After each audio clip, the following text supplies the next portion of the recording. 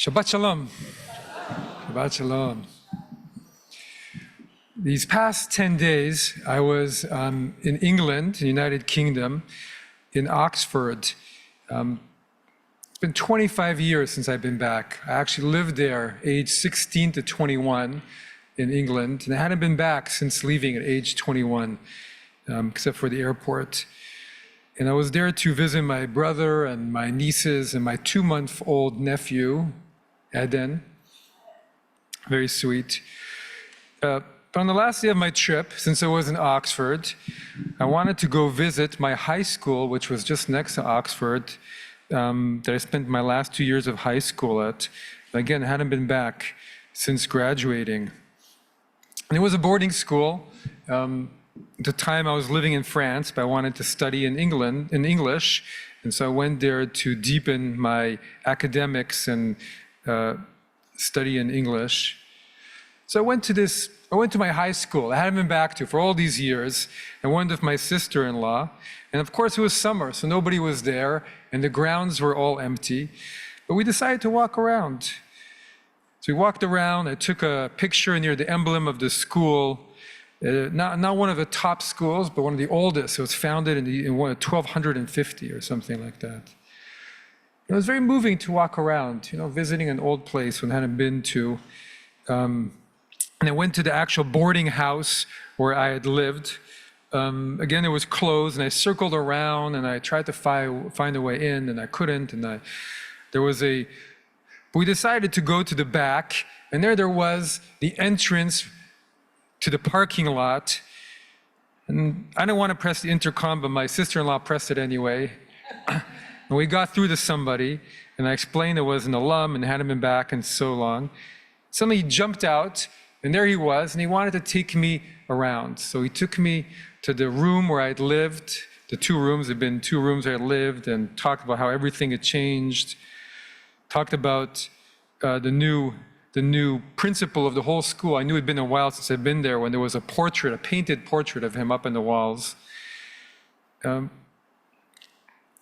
And then he was on a streak, so he said, I'm going to show you the whole building. So he decided to take me to the main building, these old buildings, and opened those up for me too. They were locked.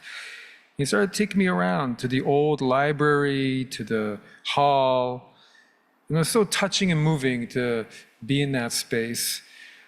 And as we were driving away, my sister-in-law said, well, it must have been very idyllic to be in this space. So I reflected on it. What was it actually like to be there? And on one hand, it didn't really have a defining stamp on my identity. And even being there, I felt a little bit like it was a world removed. Whenever I speak to my children of those years, I make it sound a little bit like it's Harry Potter-like, very magical. But it really wasn't quite like that. And being back there reminded me that more than that magical feeling, it was a very serious place of learning. That's really what it felt like. And as I was reflecting on it, that I never realized while I was there, it was really an important piece of my education, was to go there. And I really delved deeply into certain subjects. I did 8 hours a week of history and English. All my English professors were Monty Python-esque and very, very quirky Oxford and Cambridge graduates. And my history teachers were very serious scholars. And so through all those years, through all those months of Shakespeare and poetry, and we spent a whole year on the poetry of Philip Larkin, and all these in-class readings where I said water and they said wata, and studying the Industrial Revolution and the rise of Nazism and the Shoah in very, very much depth. What I suddenly realized, what I was learning, was something deeper than the subject matter itself, or trying to find a way to success. It was really about the age-old quest for truth, for intellectual truth, for spiritual truth, of thinking about through all those old texts, what life is about, the human condition, both universal and particular, the boundaries of being a human being.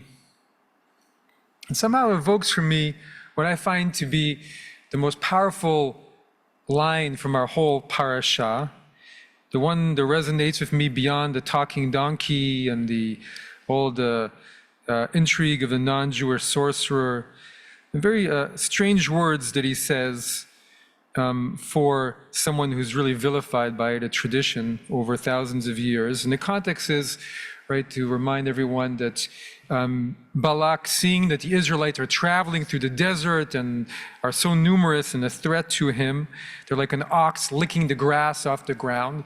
He hires Balaam to curse them.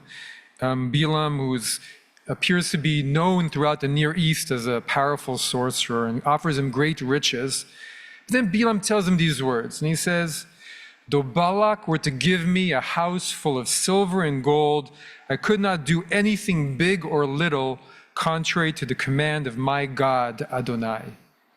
Really surprising statement, and the rabbis go to great lengths to understand how this villain, an evil prophet, could say such profound words. I can't do anything, and I don't care about riches in this world, but I care about the words of God. What happens is he's so pressed to take on this offer for the riches that this actually, a few times down the offers, and he still says, I just follow God's will, that's what I do. I'm here to follow truth, I'm here to be part of the currents of the universe, and I care about that more than I do about what you're offering me. Maybe in the end, this is what does make Balaam, despite it all, a true prophet and a leader in a sense. And he does ultimately give in to someone and does try and go curse them if he can. But every time he does, only words of blessing, right? This is the theme of the parsha, come out of his mouth. Because he can't ignore beauty.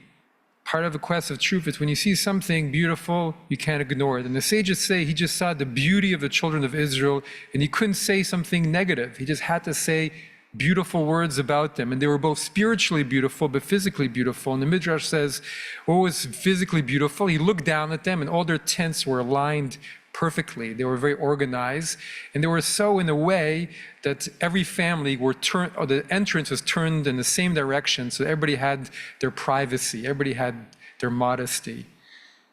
And somehow we just saw something, Ma tovu olecha, how goodly are your tents, O Jacob. And then Balak says, no, you've got to curse them again. And again, the same thing happens, only blessing comes out.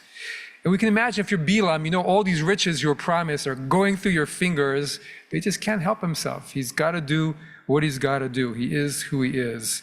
Maybe his very life becomes in danger because he's annoying this very powerful king.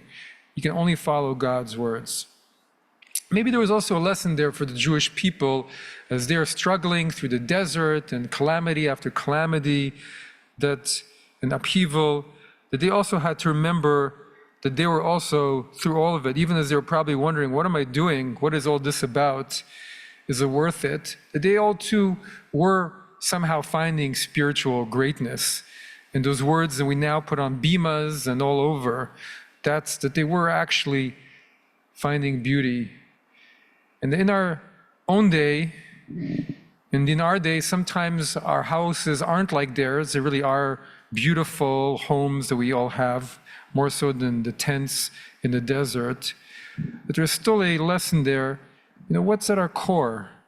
And our core is to find success and accomplishment, but also to keep hold of of that inner beauty that was there, that Balaam saw, and that was part of his own mission to express.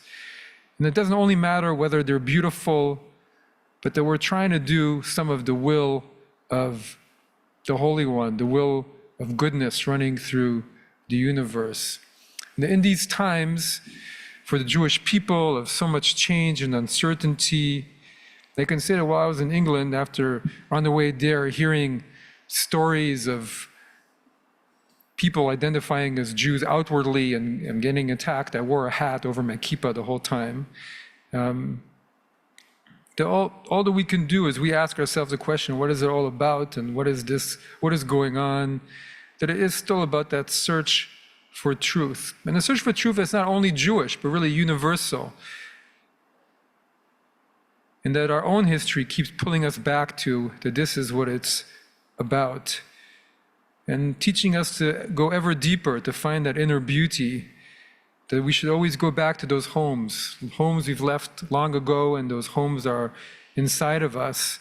Those homes are the symbol for our values, our ethics, our being, and to live as God would like us to live, to do the will of the universe beyond what society tells us it's all about, and to find in our depth the voice of all the prophets resounding, that our experiences, our journeys are about learning that lesson, and not only about learning that lesson, but about teaching that lesson to those in our families, to those we care about, in all the myriad ways each one of us has the capability of doing so.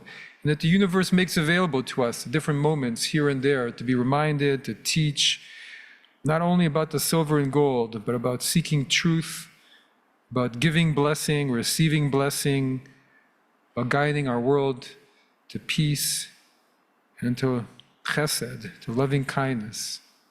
Shabbat Shalom.